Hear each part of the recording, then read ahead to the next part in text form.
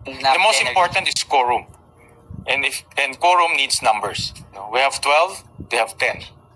And the minimum number for quorum is 12.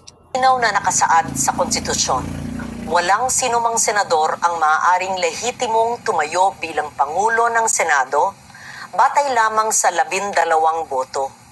Ito ay pinagtibay sa ilalim ng 1987 Constitution. Sa Article 6, Section 16, Subsection 1 ng 1987 Constitution. The Senate shall elect its President by a majority vote of all its members. Ang ibig pong sabihin, makakapaghalal lamang ng isang Senate President kung makakuha siya ng mayoryang boto ng lahat ng miyembro ng Senado. Ayon po sa konstitusyon, 24 ang kabuuang bilang ng mga halal na senador. Kaya naman, 13 po ang kinakailangan para magkaroon ng mayorya. The most important is quorum. And quorum needs numbers. We have 12, they have 10. Quorum. Simple lang po ang kahulugan nito. Magtalaga ng Senate President pro tempore, Senate Secretary at Sergeant at Arms.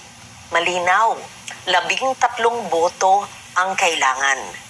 Sabi din po sa Rule 15, Section 44 ng alituntunin ng Senado na except during the election of officers, a majority of the senators shall constitute a quorum. Simple lang po ang kahulugan nito. Iba po ang bilang na kailangan para sa quorum. Iba rin po ang bilang na kailangan para po sa eleksyon. Kapag eleksyon po ng mga opisyal ng Senado, kailangan ang mayoryang boto ng lahat ng miyembro ng Senado upang sila'y mahalal.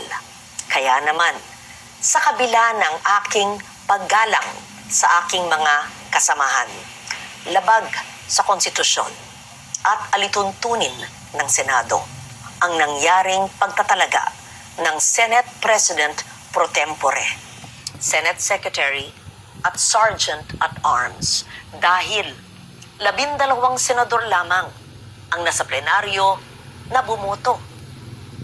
Kulang ng 1 boto para masabing mayorya ng lahat ng miyembro ng Senado